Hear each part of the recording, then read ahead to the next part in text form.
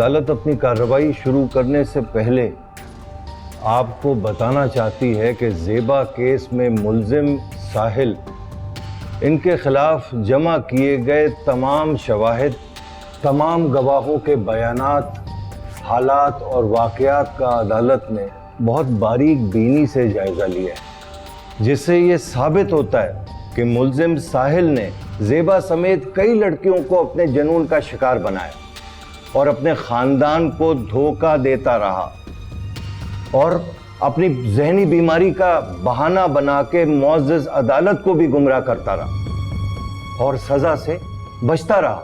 अदालत इन तमाम हालात और वाक़यात पर गौर व फिक्र करने के बाद अपने नतीजे पर पहुंच चुकी है, मगर फैसला सुनाने से पहले अदालत मुल्जिम साहिल सिराज को अपनी सफाई में कुछ कहने का मौका देना चाहती है।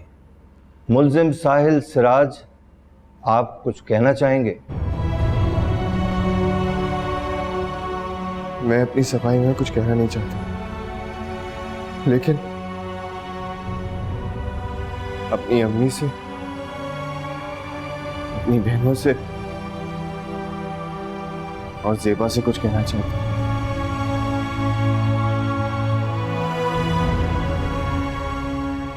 मैं जानता हूं ज़ेबा, मैंने तुम्हारे साथ और कई और लड़कियों के साथ बहुत गलत किया, लेकिन मैं करता भी क्या? बचपन से ताकत, पैसे और इख्तियार का यही मतलब तो सीखा है मैंने। यही सीखा है कि औरत कमजोर होती है, मार खाती है, रोती है, पिटती है और फिर चुप हो जाती है, क्योंकि आवाज ऊंची करने का और मारने पीटने का इख्तियार तो सिर्फ मर्द को होता है।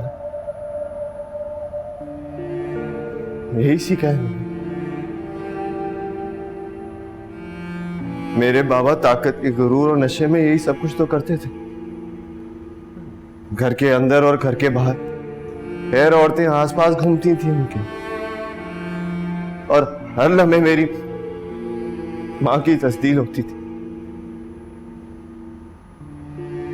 और जब कभी मेरी मां ने आवाज ऊंची की तो घर में मारपीट शुरू हो जाती थी। मेरे बाबा मेरी अम्मी को बहुत मारते थे, मुझसे बर्दाश्त नहीं होता था।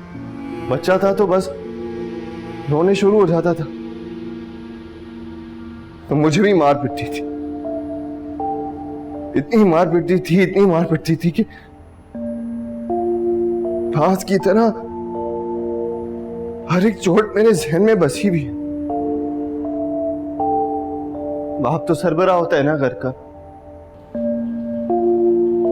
प्यार से, मोहब्बत से, शफकत से अपने घर का ख्याल रखता है, लेकिन मेरे घर में ऐसा नहीं होता था। मेरे घर में तो बस रोज लड़ाई होती थी। एक 7 साल के बच्चे पे सब देख के क्या गुजरती थी ये सिर्फ मैं जानता हूं।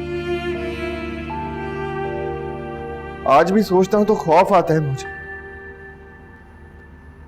तबीयत खराब होने लगती है मेरी, और यही तो हुआ था।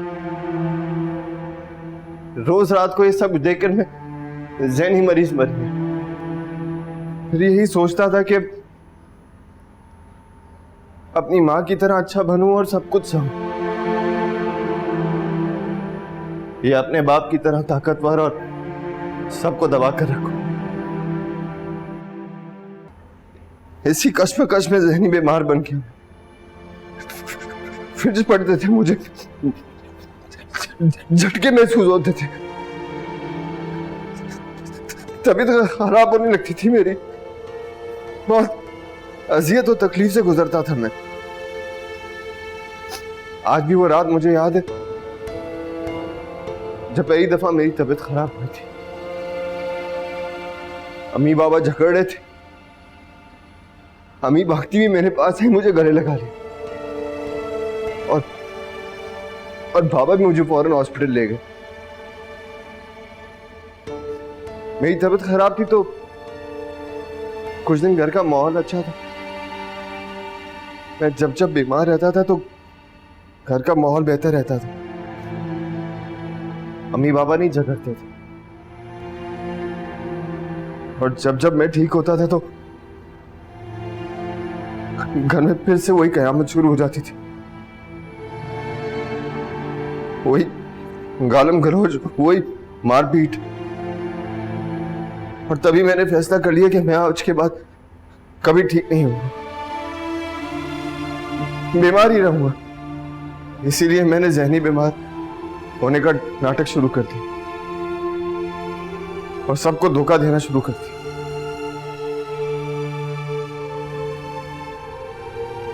इससे क्या हासिल हुआ मुझे? मेरी अम्मी मेरे बाबा मुझसे प्यार करने लगे, मेरी बहनें मेरा ख्याल रखने लगी, घर का माहौल भी बेहतर हो गया। तो बस ओढ़ लिया नकाब और अपने आप को उस खून में बंद कर दी और उसी में जीने लगा, तन्हाई में भी और सबके सामने भी। जैसे जैसे मैं बड़ा होता गया मुझ में और ताकत आती गई। मुझे लगा कि बीमारी का नकाब ओढ़कर मैं जो चाहे कर सकता हूं, और मैंने वही किया। सच्चाई और बुराई के बीच में मुझे जिस चीज में ज्यादा ताकत दिखाई दी, मैंने वही की। मैं अपने घर में काम करने वाली लड़कियों की जिंदगी तबाह करता गया, धमकाता गया उन्हें, उनकी आवाज बंद करता गया। मेरे बाबा को बहुत पहले ही पता चल गया था ये सब कुछ,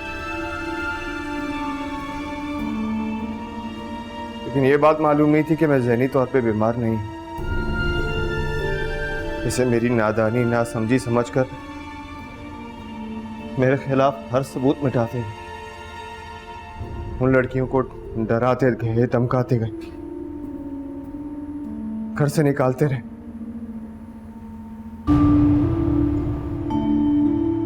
और फिर आई ज़ेबा। ये बाकी लड़कियों जैसी नहीं थी, ये नहीं डरी, इसने मुकाबला किया मेरा। एक एक करके मेरे घर वालों को मेरे ही खिलाफ करती। इतने अरसे थे पूरी दुनिया के सामने मैंने निकाब पहना हुआ था, उसे नोच कर फेंक दिया। और आज जब मेरा असल चेहरा सबके सामने आ ही गया है, तो मैं आप सबसे एक सवाल करना चाहता हूं। अम्मी बताएं, सिर्फ मैं ही मुजरिम हूं? अस्सलाह हफ्सा, ज़ेबा, बताएं सिर्फ मैं ही मुजरिम हूं? जज साहब, अगर आपको लगता है कि सिर्फ मैं ही मुजरिम हूं तो दे दे मुझे सजा, लटका दे मुझे सूली पर। साहिल कानून जज्बात के बजाय सबूतों को मांगता है, और इस केस में तमाम सबूत तुम्हारे खिलाफ हैं, और अब तो तुमने इकबाल जुर्म भी कर लिया। जज साहब, मैं कुछ कहना चाहती हूँ। इजाजत है।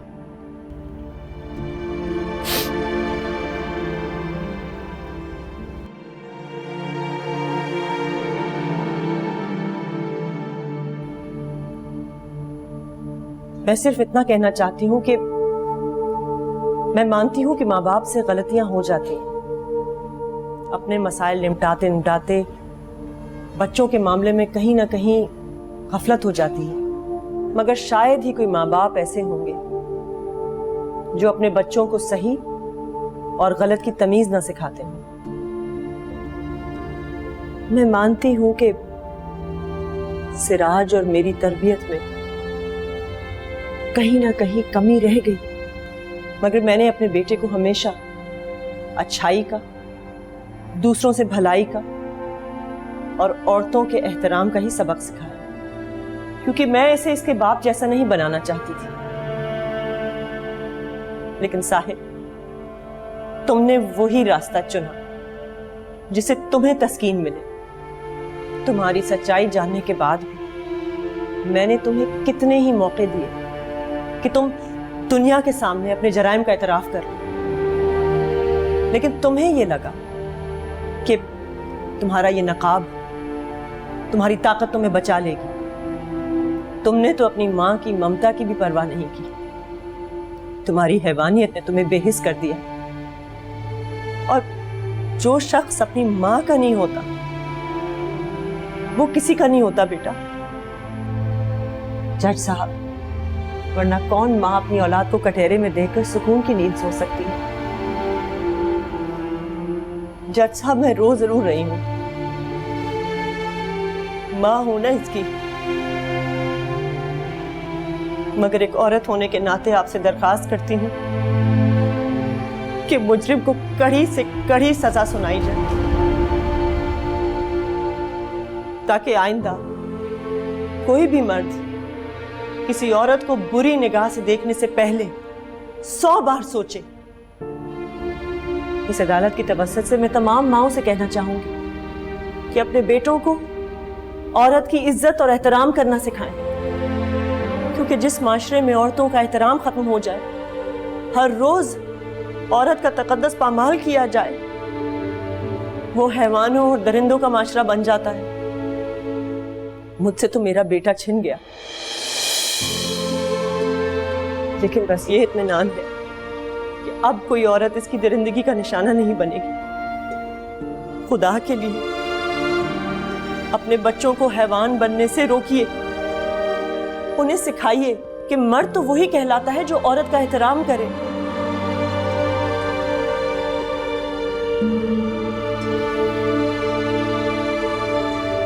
बस जज साहब, मुझे इतना ही कहना था।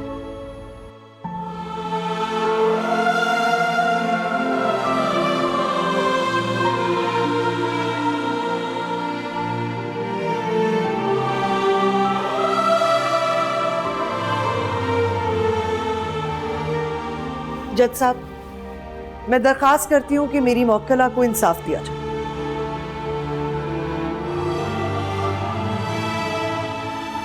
ये हमारे सिस्टम की कमजोरी है,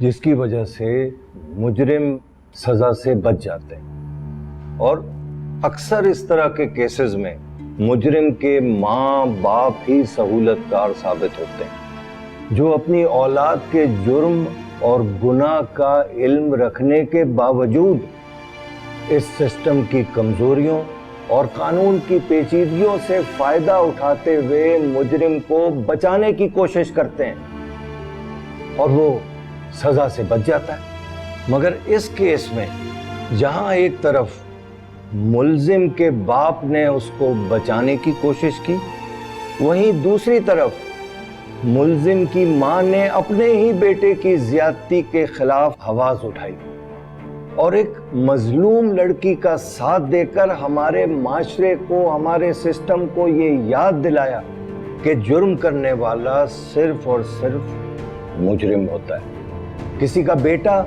या रिश्तेदार नहीं। मैं नादिया साहिबा जैसी मां की जुर्रत, अजमत और इंसाफ पसंदी को सलाम पेश करता हूं और ज़ेबा जैसी इंतहाई बहादुर लड़की को खराजे तहसीन पेश करता हूं, जिसने तमाम रुकावटों के बावजूद इंसाफ के हुसूल के लिए हिम्मत नहीं हारी। ज़ेबा और नादिया जैसी मोहतरम खवातीन यकीनन हमारे माशरे के लिए मिसाल साबित होंगी।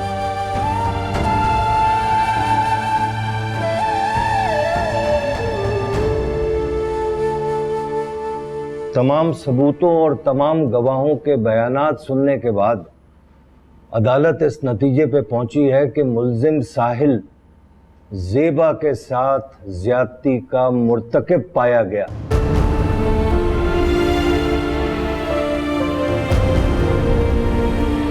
लिहाजा अदालत मुजरिम साहिल सिराज को ताज़ीरात पाकिस्तान दफ़ा 376 के तहत 25 साल उम्र कैद बामुशक्कत की सजा सुनाती है। Court adjourn.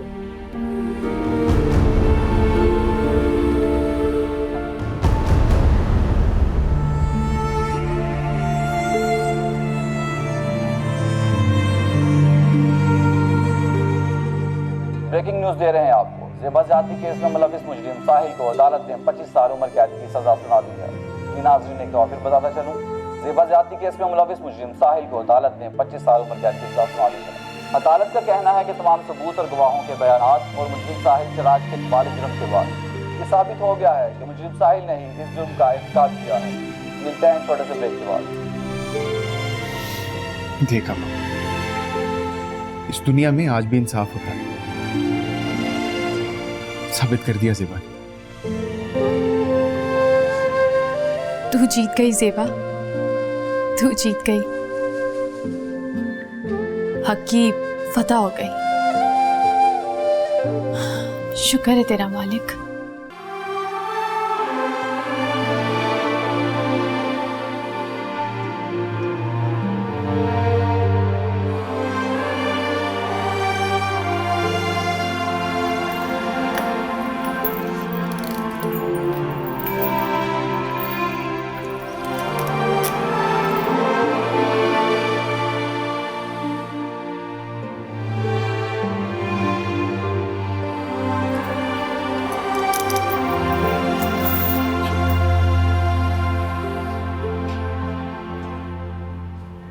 अम्मी,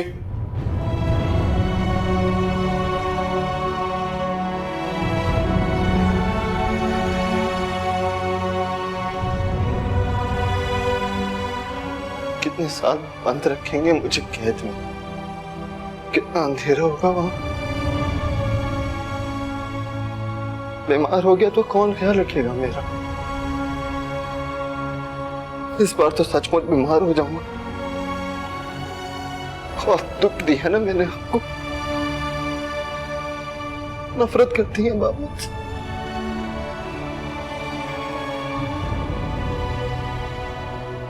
माफी तो मांगनी होगी सबसे, आपसे,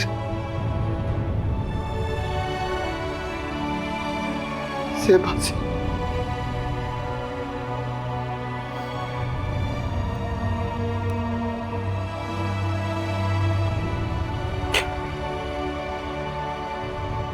माफ कर दे ज़ेबा।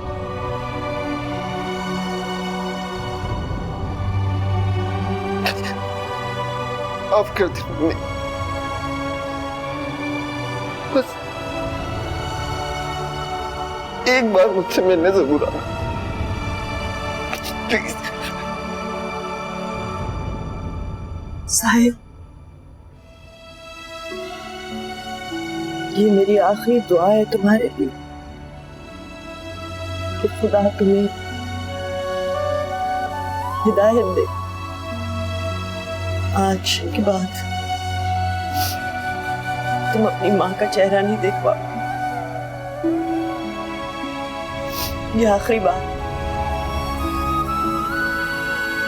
औलाद के लिए सबसे बड़ी सजा तो यही हो सकती है ना कि वो अपनी माँ को दोबारा कभी न देख सके।